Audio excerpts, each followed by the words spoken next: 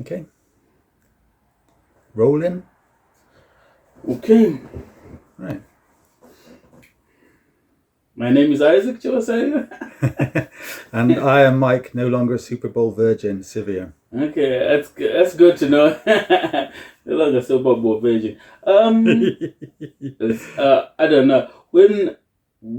So you mean this was your first full match? This was the first Super Bowl I have ever actually watched from beginning to end. Okay. The one that just happened good. last weekend, yeah. That's good.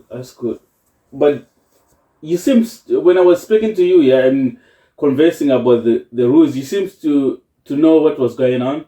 Yes, I have friends and I have family members who follow American football and have followed it for a few years. So they have, whenever I've been at their house late at night with a jug of rum.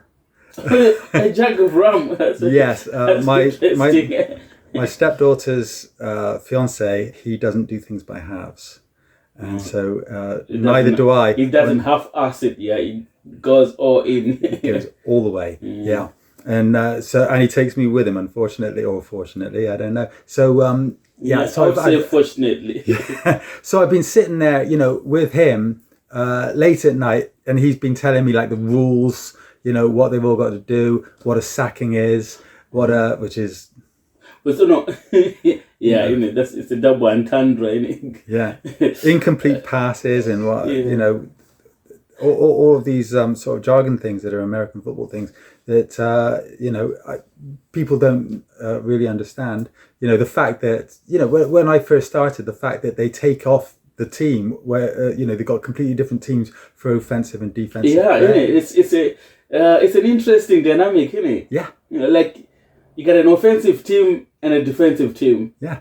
Yeah. Exactly. So yeah, I just very interesting, to be honest. Yeah. Yeah, we had just to clarify for anybody who's daring to watch this, is that we had a watch party for the Super Bowl on Sunday night. So some of us prepared for it. We made a day of it, and we went out and had a meal, and then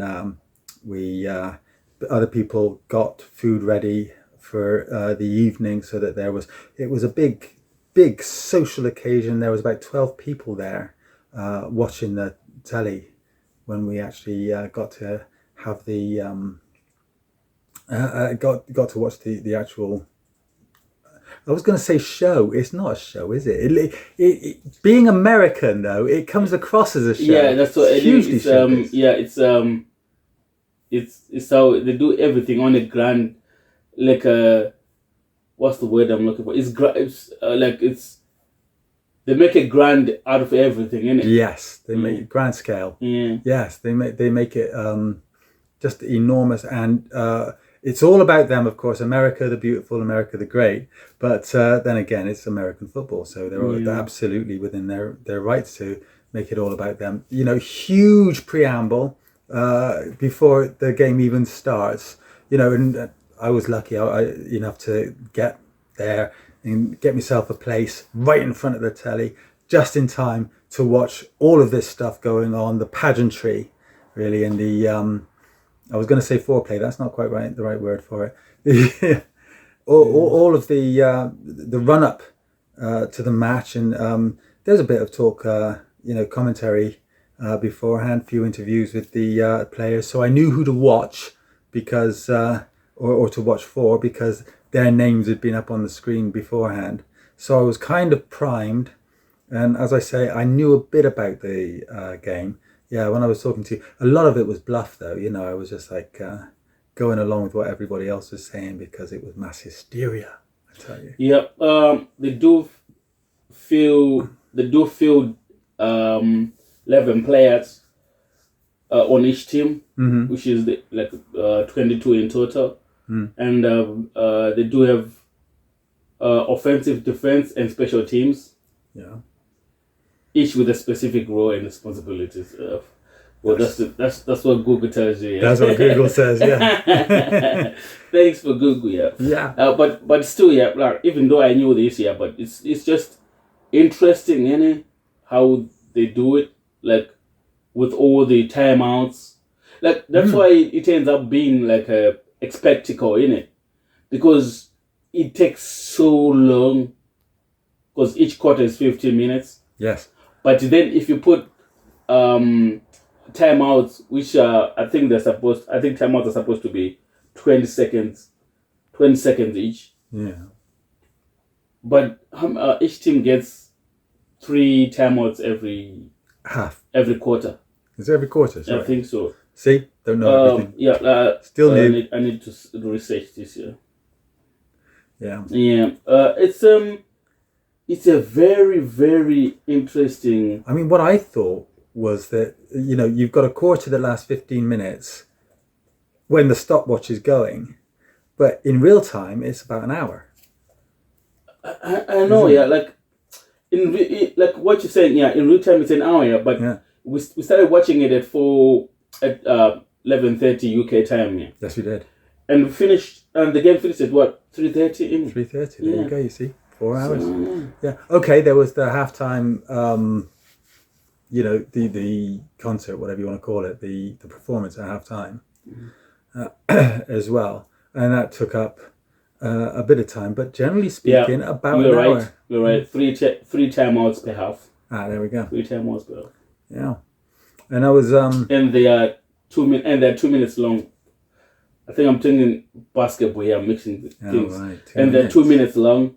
Which is, so that's why the game gets so long, because in each half year, which is supposed to be 30 minutes long, you add 6 minutes, which is 36 here, and then you include the halftime itself. I think the halftime they're the ones with the most like long half times, from what I've heard. About half an hour, something like that.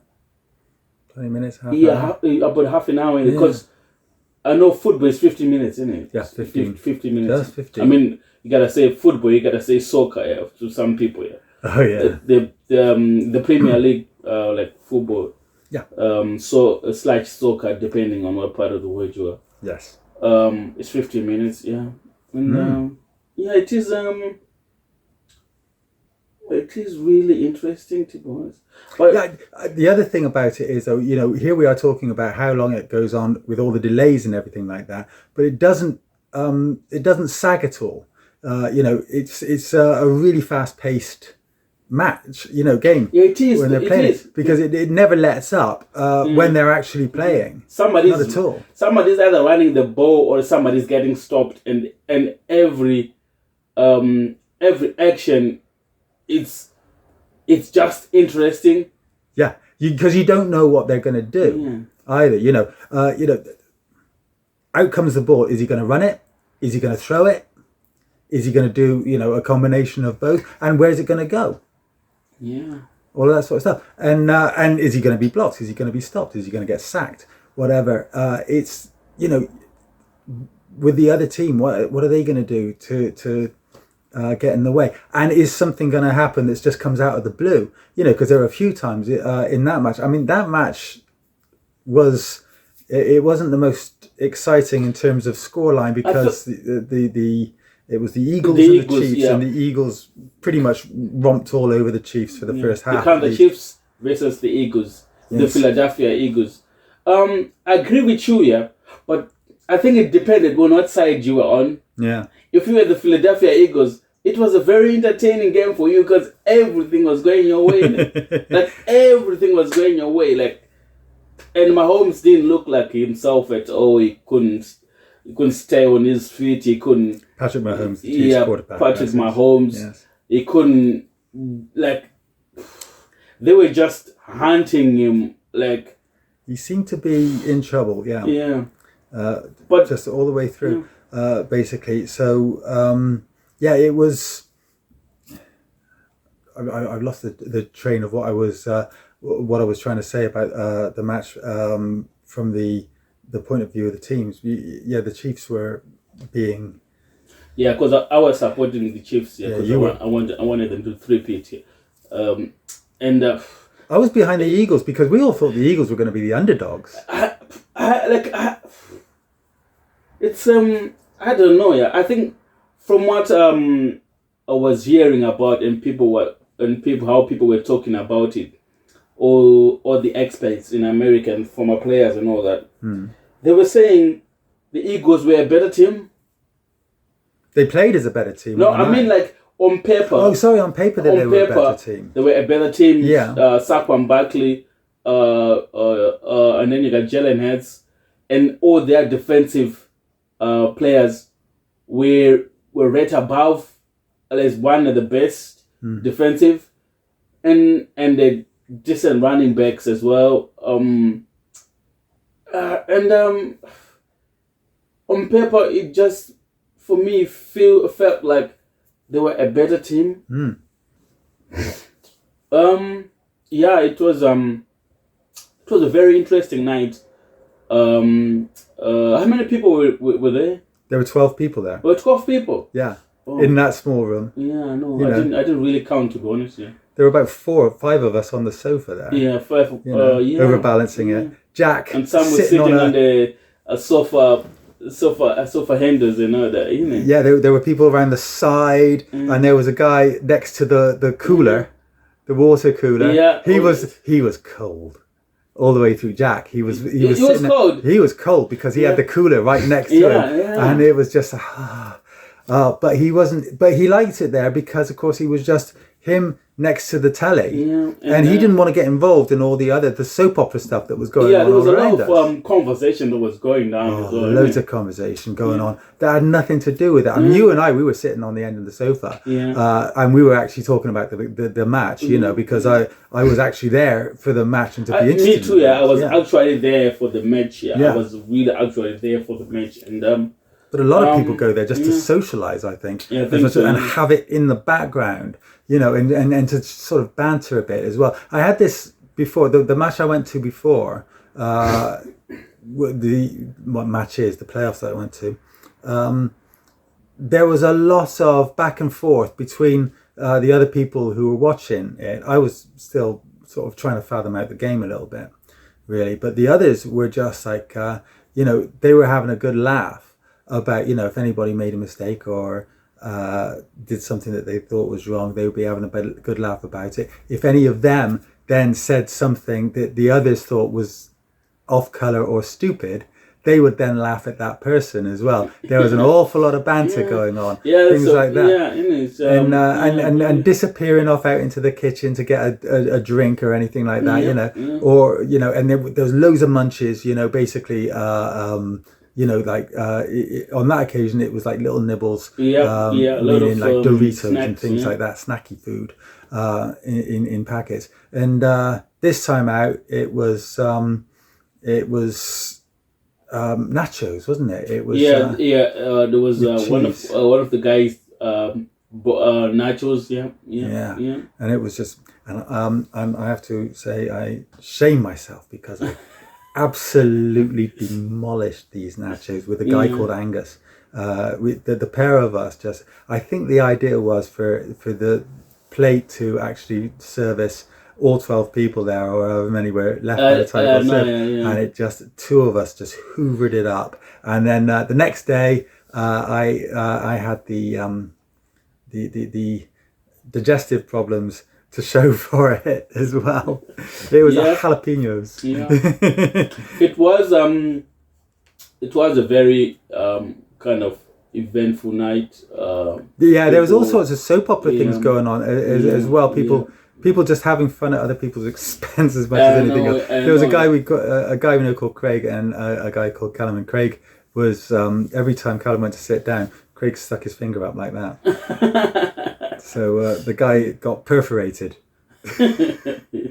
basically. And, you know what? That tells you, me, I was sorely concentrated on the game, Because some of those things, I didn't see at all. Nah. Yeah. I was seeing that out the corner of my eyes, and I could hear these sort of strangulated yell. Oi! Yeah. I guess you were sitting next to them as well, and kind of makes it irresistible to ignore any. Yeah. Did you see the 2 girls as well that were sitting, like they were perched practically at the wall, and they didn't know anything about the game they didn't at know. all. They didn't know. And they were making up their own rules for it, and their own. It's interesting, and their own descriptions for it as well. And they were on a completely different planet basically from the rest of us, and they were really happy, and they were participating. They were really enjoying the atmosphere. They were really enjoying the atmosphere. Yeah. But they didn't know the rules at all. Yeah. I always find it very interesting. Yeah, when we in a situation where you are enjoying the atmosphere, but you don't really know the rules of the game. And, that's right. And something happens, and everybody cheers. You go, yeah! What just happened? Why are we doing this? And you always seem wants to get involved. Yeah. But then you kind of throw out things sometimes that doesn't make sense. That's that group mentality thing. You want to be a part of the group and everything, but you just like, and then you see something happen there, and you cheer for the other team without realizing, nah. It's the other team's advantage. That's right. Somebody's done something really clever. Oh no, it's the other team. Yeah. Especially when Mahomes was running backwards trying to figure out who to pass and all that, Yeah. And then he throws an interception, and then the girls scream, thinking that's how it's supposed to be.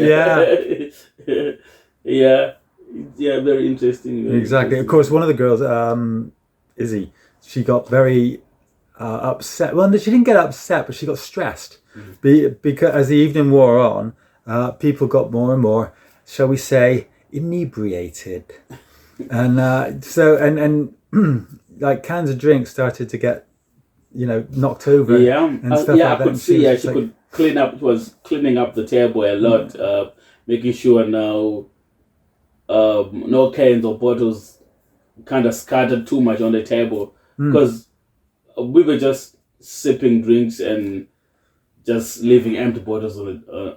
Half empty bottles, and some of them got knocked over, and it was just like, and it's not even her place. She was just being house proud on account of somebody, on Ricky's account. It was our friend Ricky. It was on his account. He couldn't have cared less. He was off in a completely different room having earnest conversations with another guy altogether. They had been talking across me at the beginning of the match. So he was sitting like on my left and ahead of me, and he was sitting next to me, and then they were getting more and more close together. So he ended up practically sitting on my lap, which was a bit uncomfortable for me, I have to admit. I like Ricky a lot. Don't get me wrong, he's a good friend of mine, right? But there are some sort of intimacies that I don't want to share with him. Isn't it? That can be very understandable, isn't it? Yeah. Choices, innit? Yeah, exactly. Choices that I made in my life a long time ago. Anyway, and he did as well. So there was all this, and there were people there, I think, who had, I think they had kind of worn themselves out earlier on in the day as well. So, things that we had done in the day beforehand. Some of us went out to have a meal in Brecon, which was really nice. And then and we topped it up. We went to a burger place, and then we went to a pub for dessert and that. And we were sitting in a booth and really enjoying ourselves. Okay. What we didn't realise was that some of the people in the booth next to us weren't enjoying us. Pre-Superbowl party, yeah, but some of the people in the booth next to us weren't enjoying themselves at all because of us. Another man's comfort is another man's discomfort. Yes, exactly. And so we went out, and I noticed that people were staring at us like that really sort of evil glares at us. And I said to my buddy, I said, I don't think we'll ever be asked to return here. Like that. Listen, the saying of capitalism is as long as you bring your money. Oh yeah, that's true. That's true. And they always say the customer is always right. that being said, though, it reminded me of I used to go regularly once a week to a pub in Bristol that I won't name because me and my brother and our friends we would sit there and talk about whatever had happened to us, whatever was on our mind. Sometimes these conversations got very kind of, well, it was about things that people might be uncomfortable talking about, really, you know, gynecology and things like that, in lady parts, man parts, things, those kind of things. And you're having the whole bodily anatomy. Yeah, exactly. Breaking down the whole body anatomy. And we would be laughing away at the jokes that we were making about other people's misfortune or whatever. And because we were kids and we didn't care. And we didn't realize, because we were in our own little bubble, that the rest of the room was slowly emptying. Yeah. And then they have to check you out because you're affecting their business. Their business now. Yeah, that's exactly it. People would come to us and they would say... as long as you don't affect their business, listen, you're all right, innit? As long as you're part of the contribution, to their business, you're all right. But the moment you start affecting their bottom line... Oh, yeah. They come along and they say, look, if you don't stop, we're going to have to throw you out. Like that. And so that is what happened. And that, it reminded me of that, you know, that sort of pre-thing and when we left. I think it was just as well that we left when we did. Yes, sometimes it's all about timing, isn't it? It is. Timing. Yeah, let's talk about the halftime show. Oh, the halftime show, the controversial halftime show. It has become controversial, depending on cultural differences, I think. Yeah. Because I think if it was because I think the crowd that goes to the Super Bowl, I don't think it's a 50-50 crowd in terms of cultural, because America is really huge, and the cultures kind of sometimes they separate, even though sometimes they do dissect at a certain level or at a certain age. Mm-hmm. But majority, I think, they do kind of separate. Like they do kind of separate with culture within cultural and race sometimes. Right. Yeah. Yeah. So there are cultural boundaries then, basically. Yeah. And the halftime show seemed very much rooted in one particular culture. Yeah, it was, but the more you watch it, the broader message is not really the broader message is almost to everybody, but obviously the cultural, like the performance, the artistry can be one dimensional in terms of culture. But that was I think that was one of the themes with Samuel L. Jackson playing Uncle Sam, and he comes along and he's saying that the performance needs to be more all-encompassing, really, doesn't it? More universal. Oh, you're a bit too, too narrow. Yeah, you've been too ghetto in terms of culture difference. I was going to say ghetto, but I didn't want to. No, I think you can say ghetto. I think you can say almost anything in context. Certain things you can't say. There's no context to certain things. Like that's just reality, innit? It's like yelling fire in a theater, innit? And then you can't put context in that, innit? But most of the times, certain things they do have context. But the thing is, people are used to a Super Bowl to be something of pop thing in it. Like most of the time, the artists come in and sing popular songs, the old catchy songs and all that. Seems to be which is like, at least if you can get 60% of the crowd, kind of understanding the music, it's usually a good thing. That's right. I mean, I've read reviews of the Kendrick Lamar show that have said that, you know, he was sort of busting through hugely well-known songs. yeah, you are right. He was really busting on some really good songs, but he was really kind of tearing down some stereotypes as well. Yes, within that performance. This is it, isn't it? He was using that performance to make points, or to score points, if you like. Because when I was watching on social media and some other platform, it seems like it was more of a age difference. Oh, really? An age difference? Yeah, because most of the young and a little bit of the teenage kids were singing along to almost all of his songs. Yeah. So there was a level of understanding with what he was doing. Yeah, that came through very strongly actually in the room that we were in. Yeah. Because there were people there who were absolutely glued on. Absolutely fixated on it. And what's he going to sing next? Yeah. And is he going to do this one? Is he going to do that one? Oh yes, he is. This is great. All of that, and I was, being a gentleman of the older generation, I was a little bit lost, I have to admit, in terms of the context, the meaning of the song. Like in terms of the context, the music itself, the lyrics itself. But how did you find the because we do have cultural difference and age difference. No, there is a lot of difference between us, which is a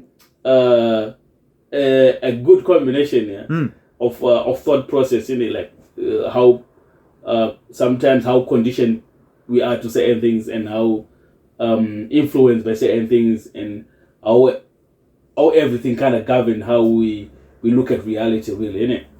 Yeah. So I don't know. How did you take the whole?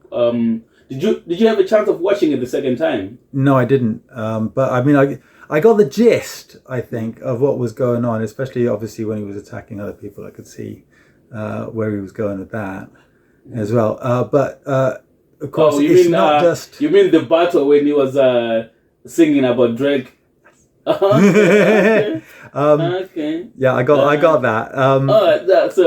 So you really did get you got a part of it, yeah. And also, of course, I think that there was the whole show aspect of it. It's not just one guy with a microphone, or a guy and a woman with a microphone in some parts of it. It was the dancers, the performers around him as well. So there were implications, I think, in what they were doing. Because there was like a bit where it was like two tribes, like two gangs or something. No, there were three colors. Yeah. White, red, and blue. Right. So did you? That's why I say you need to watch it twice. Yeah. Did you get the setup of the stage? I didn't totally, but then again, they kept moving the stage around a bit, I think, didn't they? Yeah, because they were moving from one thing to another. Yeah. They were saying, I know this, because I've watched it 2-3 times now. The stage was designed like a PlayStation controller. Oh, really? Yeah. Go on. Yeah. And obviously, we the first time we watched it, yeah. The thing is, the first time we watched it, I missed a lot of beats. There's certain beats I missed.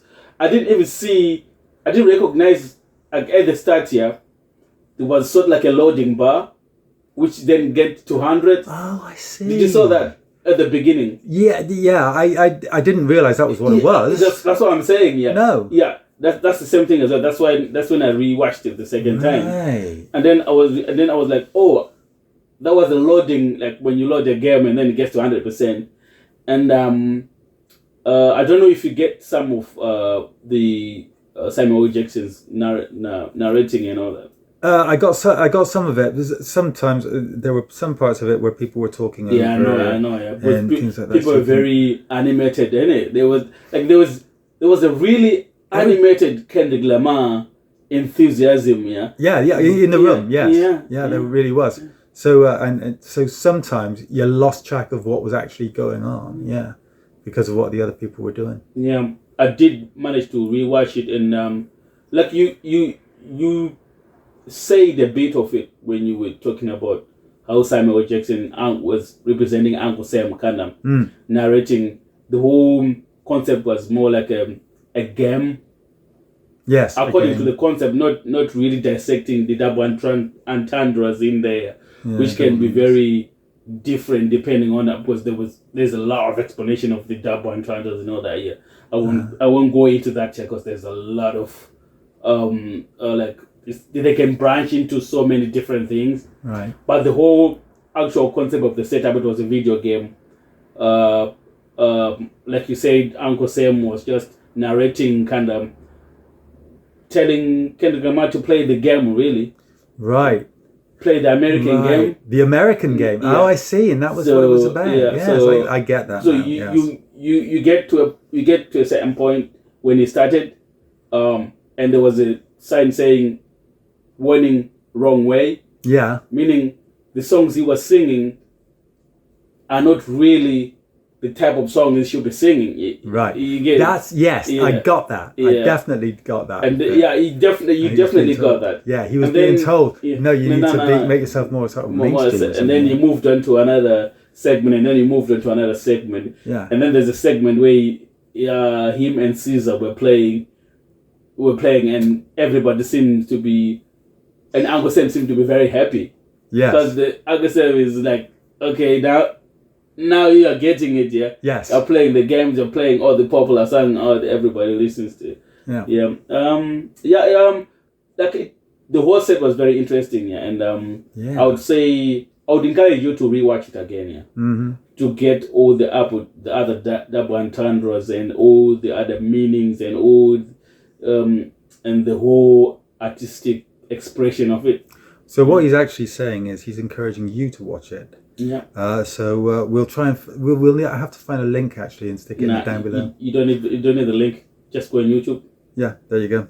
just go on YouTube and type Kendrick Lamar 2025 Super Bowl performance. And it'll be there. Yeah, it'll be there.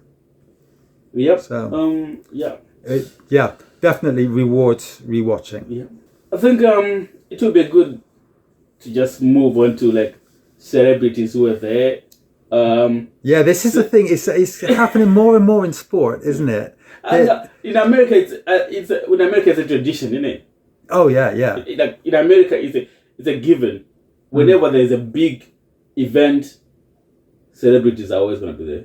Yes, exactly. I think, and it does happen. Well, in this country, I think sport has been less of a platform for celebrities. They've gone to like big concerts and things like that. Is it? Where they've been televised, in the past. But I haven't really seen in sport. Maybe it's just me. I don't know. But I think it's something that has built up now over the last few years, so that you do get more celebrities in sport in this country. They come along and they get seen. They get themselves in front of the cameras because you got cameras roving around all the time. I think you are right. I think the difference here, I think like in America, it's a celebrity oriented culture, isn't it? It really is. Yes, they don't like our culture. We had. Like lords and ladies at one point and things like that. The royalty and things like that. You got more royalty, monarchy, those kind of positions. You had people who would just spend their entire lives watching the royals or whatever. And you got more like government officials more. Maybe but I don't know. But I think the thing is that in America, the place of royalty has been taken up by their celebrities. Yeah, it's the people who have made it, but isn't it? But still, like I know, like monarchies are celebrities now, but but they still hold a certain position in it. Oh yeah, like they're born into it. That's right. It's different. Like a celebrity is made in it. Oh yes, nobody's exactly. Like you got one or two who are born celebrities who kind of inherited the celebrity from their parents and all that. The classic example is Grace Kelly back in the 50s, 60s, whenever it was. She was a movie star. and very beautiful. And she actually married a king. Oh. I think it was King of Monaco. Okay. And so she became or a Princess Grace, Queen Grace. She actually made the jump from being a celebrity to royalty, and everybody was just like, yeah, there we go. Okay. Either way, we saw Taylor Swift in there. Yes. Listen. I think Taylor Swift is always gonna be seen everywhere she goes. Everybody's gonna know Taylor Swift and see her and put her on on the screen and everything, innit? Yeah, even though she is Marmite, as far as celebrity goes, some people are absolutely, what do they call Swifties? You got Swiftie Nation. Yeah. What do they call? Is it just Swiftie or Swiftie Nation? I think I think they call themselves Swifties, but as a collective, they might call themselves the Swiftie Nation. I don't know. They're there, right? But some people absolutely hate her. That's the thing, innit? Yeah. It's a thin line between love and hate, innit? Yes, exactly. Like some people fall on the other side. Like they were saying, some people booed her because she is a partner of one of the Chiefs' tight end.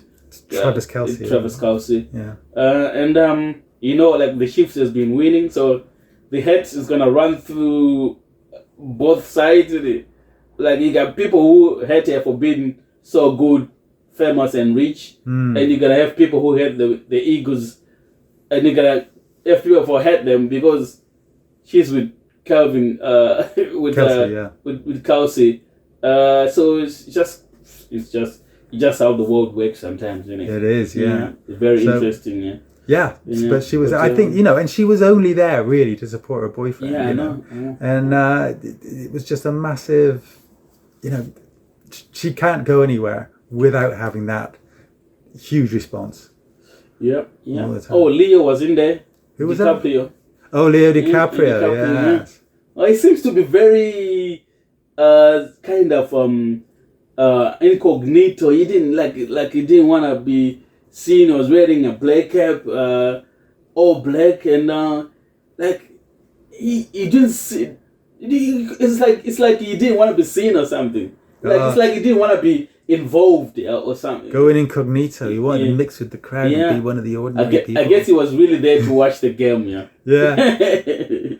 Yeah, not just to be seen. Yeah, that's a good point though, isn't it? A lot of these celebs, they do go there just to be seen. Yeah, and some of them are made men, innit? They don't really need any extra spotlight.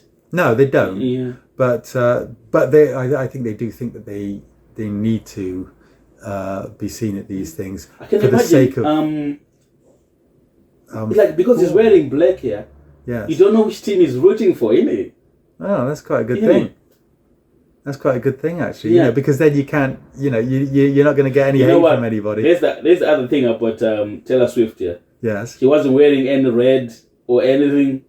No, she was just, it was. Yeah, it's because gray, wasn't it? She was wearing, I think they call it top tank. Was it like a sleeveless? And then blue shorts, blue jean shorts. Yeah, exactly. So not in the colours red, of any of them. No, nothing for the Chiefs. No. Yeah, I think she has been stealing a little bit of spotlight here. Yeah, maybe that was it. Maybe she was going. Because she always steals spotlight wherever she goes in. I know, you can't help it. Yeah. But maybe she was trying to play it down as much as she possibly could. I know. Yeah, it was a three-pitch, innit? Who else is there? And then we got Bradley Cooper. Bradley Cooper is definitely Philadelphia Eagles fan. He's all dressed up in green. He's got a green jacket here. Mm-hmm. Yep. Yeah. Yeah, and the Philadelphia Eagles cap here, like you know who he's rooting for. And and he had his daughter as well, which is very nice. Oh yes. And we got Seal. He's wearing white, so white blazer. So I don't know which team he was rooting for, to be honest. That's I want to be seen. Nah, to be honest, I don't know, but I don't think so. These are made men already, you know. Oh well, I mean, Seal has been, he's been around since the 90s. You're right. And then I don't know if you know this yet, Tatiana Taylor and Karuchi Trana. No. Yeah. Sorry. Well, these are more in my realm of celebrities. Yeah, there you go. Not my field of expertise. Yeah. Yeah. But who are they then? Tatiana Taylor, she's like a singer / actor, very phenomenal artist. Yeah. She's really good.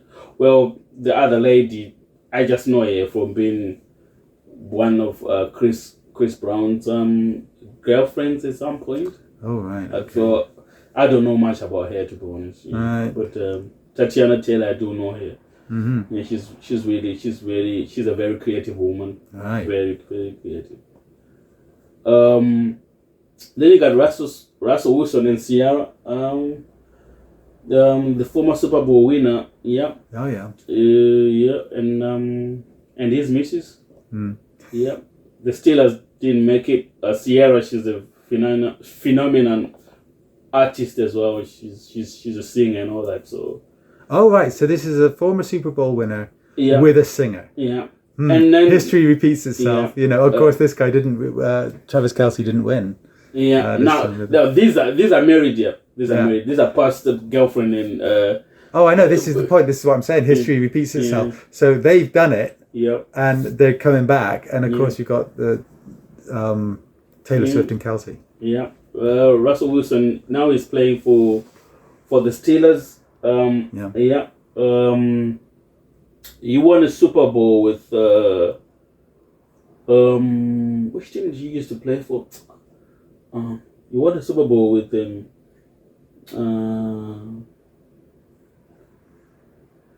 Now he's playing for the Pittsburgh Steelers. Which team did he win the Super Bowl with? I know the team here, but I can't just. It's not just popping up here. The urge to just go Liverpool. No. Which team did he win the Super Bowl with? Russell Wilson. I know the team here. Mm-hmm. You know what? Let me Google it. Oh, there will now be a short pause while Isaac Googles Russell Wilson team here. Russell Wilson's Super Bowl. Yeah, I got it.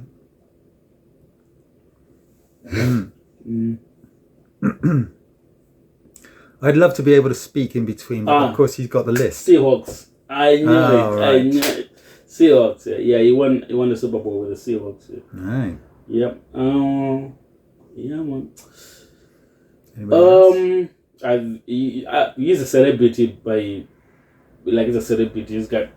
He's married to a celebrity, so I don't think that. There was a lot of people wearing black here. Lady Gaga, she was wearing black as well. All right. Yeah. I wonder why. Was it some sort of? I don't know. Some sort of statement or something. I don't know. It could be. Listen, nothing in America surprises me. There's always a statement. Of course, but the thing is, if you're going to make a statement, you really need to let people know what it is. Yeah. So. Okay. And he's not even hiding this one. Kevin Hart here. He's all dressed up in Super Eagles and the Eagles jersey, wool hat. He's even waving. Yeah, he's very very active. Yeah, telling people, you know what, telling people, the Eagles are my team. And I think at this time, they were leading anyways. The first half, innit? Oh yeah. Yeah, they were leading. The game was essentially over for me, I guess, because when I was speaking to you, I told you the way they started. Yeah, exactly. It went all the Eagles' way until basically the fourth quarter. Yep. We got Kevin Hart here, and Kevin Hart essentially Kevin Hart. Everybody knows is a Philadelphia kid, and he's an Eagles fan. Nobody and for me, when I was saying the first half, the first quarter kind of told me how the game was gonna go. Yeah, because there was like sometimes you can be behind, yeah, but you can have an idea of where the game is going. Yeah. I know what you mean because you as a Chiefs fan, you know, I know. you did. Your face was dropping, you know. It was painful yes, to watch. because exactly. They were just making pretty much rookie mistakes, as I understand it. You know, in the start of the game, and it was just the Eagles were just capitalizing on it all the time, all the way through, and that was how it went for, you know, the first half, and they were 24 points ahead. It was painful. Yeah, it was painful to watch. You got Annie Hathaway. She had a green, so like a jumper on, yeah. So I think Philadelphia. Yeah. Serena Williams. She was part of the halftime show. She was, yes. Creep walking and all that. Yes, that's right. And all the other stories, whether people understand it or not, I don't know. Yeah, but she was looking good. She was looking fine. Mm-hmm. Yeah. Caesar, she was part of one of the ladies who was singing with Kendrick Lamar. All right. Yeah. Did you hear about the Serena Williams story? No, what's Serena Williams' story? Nah. something not for here. Yeah. Okay. Yeah, move on. Caesar, she was exceptional as always. Mm-hmm. Beautiful voice. Yeah.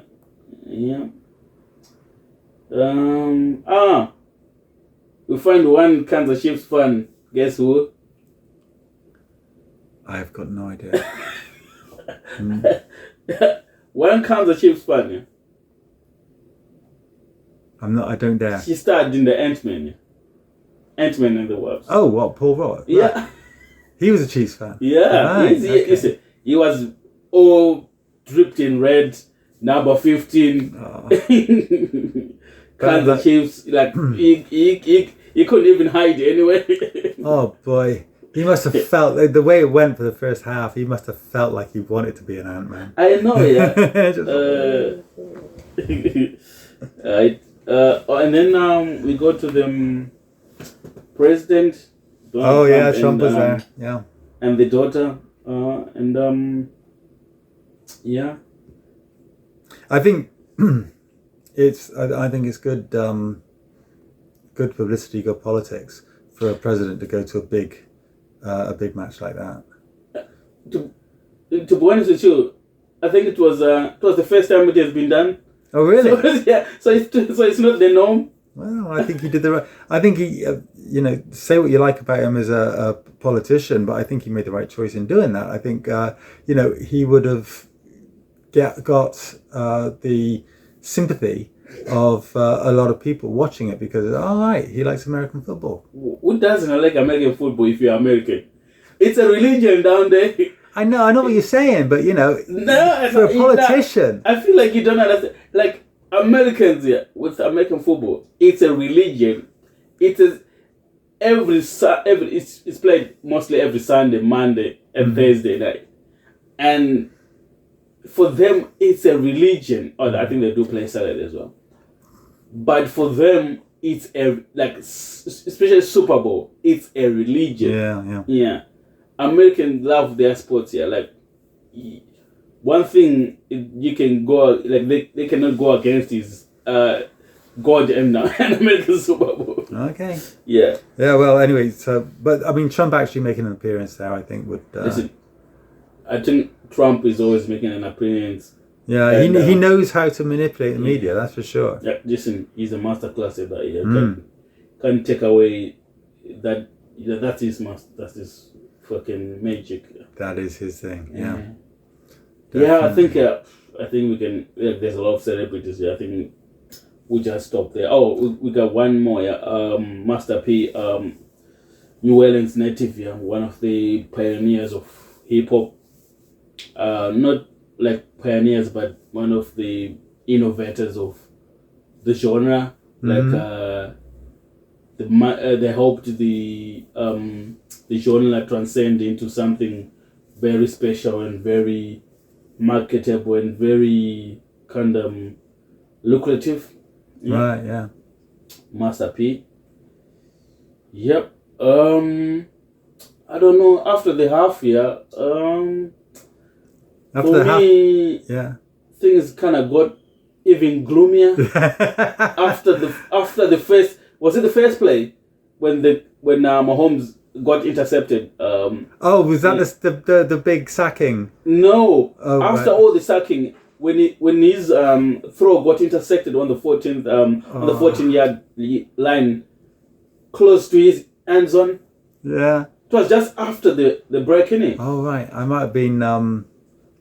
Because he threw an interception just after the break, yeah. I might have been coming back for a comfort break or something like that. Yeah. Because I can't remember it at all. Yeah, and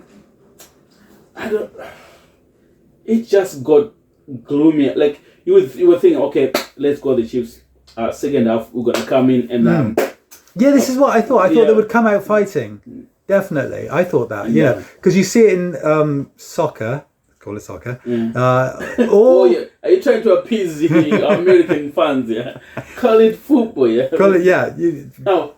The football on this side of the Atlantic, you know, you see it in that all the time. You know, that some team gets a drubbing, they go into halftime, they get the halftime pep talk from their coach, and usually it's like, get up and fight, for crying out loud. So out they come, and they're all fired up, and they try to turn the game around. And sometimes, you know, a lot of the time they achieve it, and they actually get you know, at least a few consolation goals, which did happen. Let's in fairness. No, he did. It did. For me personally, I think he redeemed himself with those two throws because they were really good throws. They were really good throws. They were really good throws. Yeah. If you just did one of them in the first half, Yeah, if he'd done that, it would have changed the complexion of the game, and it would have made the Eagles a bit more hesitant about what they were. Yeah, there'll be more less attacky, innit? There'll be more. At least they'll have had something to think about. Yeah, they would have given the Chiefs more respect, I think. Yeah, exactly, and that would have changed the way the game went. But he didn't do it. After the first half, the only thing the Eagles did was just defend, and then when they get close to the end zone, just kick. Kick for the points. Yeah, just to keep the score moving. Yeah, really, because they were already in a good position. Yeah, they didn't have to do anything. The only thing they needed to do is just keep the points moving. Yeah. That's right. I mean, the second half, I thought it sort of descended a bit into, it got quite pedestrian until those last few minutes of the whole match. It was in the last quarter, and it was, if you just come out and throw those two throws, those two touchdowns in the first quarter of the second half, and throw another two in the last quarter of the second half, in the fourth quarter, I would have been something interesting. Yeah, it would have changed things. It would have stepped everything up. And in the certainly in the third quarter, I think it needed something to, you know, because that was when the atmosphere inside in the room started to turn in on itself rather than watching the match. I mean, we were still sitting there going like, well, you were going, Jack was sitting down on the side. He was just like, he didn't say a word, I don't think, for the whole 4 hours. He was just sitting there absorbing the match. He's a totally hardcore as far as NFL is concerned, I think. But some of the others became less interested because they thought the game was over. It was over, to be honest, Well, I know, But as a fan, you don't let go quickly, innit? Yeah, that's right. You hope for your team, don't you, all the way through. And this is, and you know, your hopes were answered, but too late in the day. I know, Yeah. I know. And when it came as well, everybody just woke up because they were all like completely in their own world. And then people came in after the first the first touchdown was scored, and they were just like, "What did I just miss?" You know, and it was just like, "Well, too bad. You were off out doing something." Even the celebration, yeah, was sort of like muted, didn't it?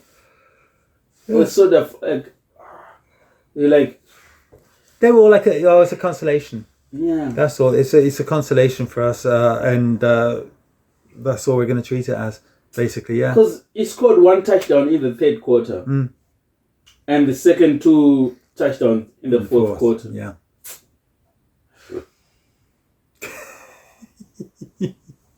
And that was it. Yes, and it was in the first half there was 0.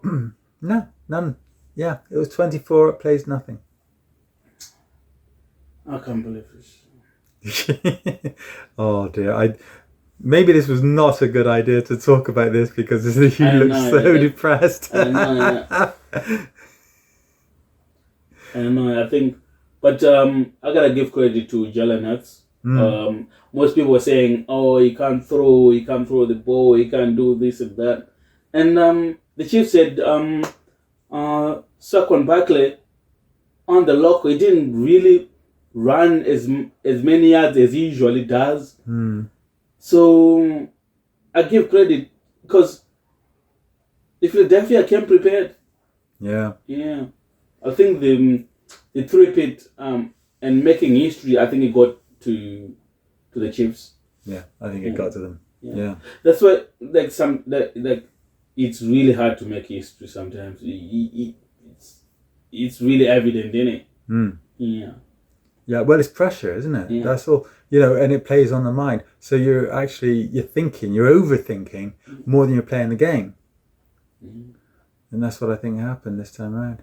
But I mean, what do I know? That was my first Super Bowl. You see, that wasn't my first. I watched him. I've watched a few, Yeah. But I watched the Buccaneers beat the brakes out of the Chiefs as well, like so almost similar game plan and all that. And that was Tom Brady's 7th Super Bowl. Was it his 7th win? Yeah. Like it's really hard to win 7 Super Bowls. Yeah. No, I know. Like really hard. And I got that. Yeah. And Tom Brady kind of make it look easy. Yeah, I know. But fair play to him as well. Did you see the advert where he's got Duracell batteries? I saw that. Yeah. I mean, that's a good sense of humour, that. I saw the advert. Yeah, I saw the advert. Yeah, but most people are saying this was the worst Super Bowl with the worst. That was the worst Super Bowl adverts. It's your first time as well. Yeah, it's my first time. So as far as I was concerned, it was all magical. New. I know. Yeah, listen. There's usually some really good adverts. Yeah, like really good adverts. Like for me, I totally agree with them. I think I didn't see too many interesting adverts, except for the Nike one. Yeah, the Nike. For people who were in England, we were watching it on an American channel, so we were watching everything was American. We're not watching it on Sky. We're watching it on American channel. But that was good, because that's how I wanted to see it, really. Yeah. Because if you're watching it on you wanted the whole American experience. That's exactly it. Yeah, that's right. It's an American cultural phenomenon, and it needs to be experienced as that. Oh. Really, that's what I thought. That's interesting. Well, that's how I'm used to seeing it. From those matches that I've seen up at my stepdaughter's house, and the playoff that I saw as well. That was American channel, American adverts. Yeah. Listen, I've watched a few, missed a few. I've watched the Tom Brady, Cam Newton. Yeah. I've watched a few. I watched the one Tom Brady. I watched a few Tom Brady ones. I've watched one, the Cam Newton one. I've watched a few. But I grew up in an era where it was more Tom Brady, and one or two maybe Peyton Manning one, a couple, I think. Yeah, but it was more the New England Patriots, isn't it? Yeah. Yeah. And now they're saying it was supposed to be Kansas Chiefs dynasty. Now it's gonna be.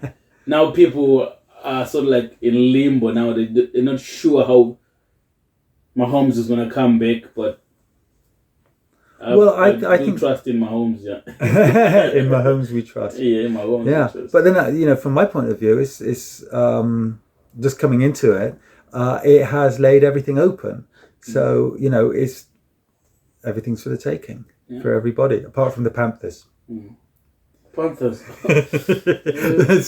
Everybody carries on about the Panthers being like the worst team and everything. Yeah, but that's what I'm saying. Cam Newton did take them to a Super Bowl final. There we go. Yeah. They blame him, yeah, because he didn't jump on the fumble. So some Panther fans are still angry at Cam Newton for that. Yeah, but I think he was a phenomenal quarterback, generational talent, like very transcendent quarterback, but unfortunately he didn't win one. So yep. Right. Yeah, we'll call it end of any conversation. There we are. Yeah. Thank you very much for watching. Thank you very much for watching. Listening to us rambling on. Yeah.